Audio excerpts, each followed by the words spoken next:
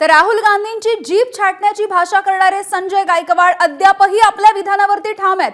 तर 19 तारखेला मुख्यमंत्री हे बुलडाण्यामध्ये येतात।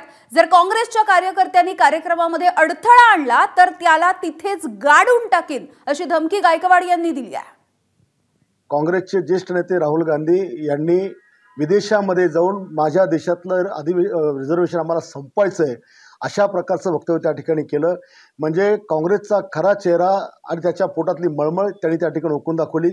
लोकसभेच्या निवडणुकीमध्ये संविधान धोक्यात आहे, संविधानामध्ये हे आपलं आरक्षण संपवणार आहे असा फेक निगेटिव्ह नेरेटिव्ह ठेवून त्यांनी समाजाची मतं घेतली आणि आज ते आरक्षण संपवण्याची भाषा करून आलेत।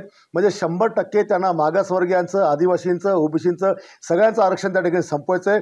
या राहुल गांधींनी हे जे शब्द बोलला की आम्हाला आरक्षण संपवायचं आहे, माझं आव्हान आहे की या राहुल गांधीची जो जीप छाटेल त्याला 11 लाखाचं बक्षीस मी माझ्या वतीने त्या ठिकाणी देईल।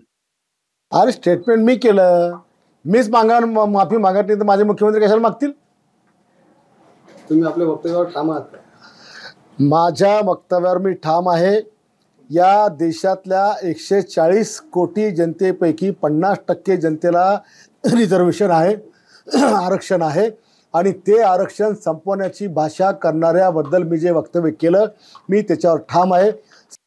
मुख्यमंत्र्यांचा कार्यक्रमामध्ये 26 मार्कांचा लोकार्पण सोहळा आहे जे सगळ्या समाजाचे दैवत आहे। दुसरा कार्यक्रम मुख्यमंत्री लाडकी बहिणीचा गोरगरीब शेतकरी शेतमजूर महिलांचा कार्यक्रम आहे।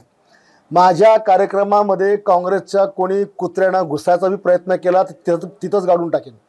मुख्यमंत्र्याला रोडावर पाय ठेवू देणार नाही काँग्रेस? अरे पाय सोडा, तुम्ही आमच्या रोडवर पाय ठेवून दाखवा, तुम्हाला समजेल की मग शिवसेना काय आहे। एबीपी माझा, उघडा डोळे बघा नीट।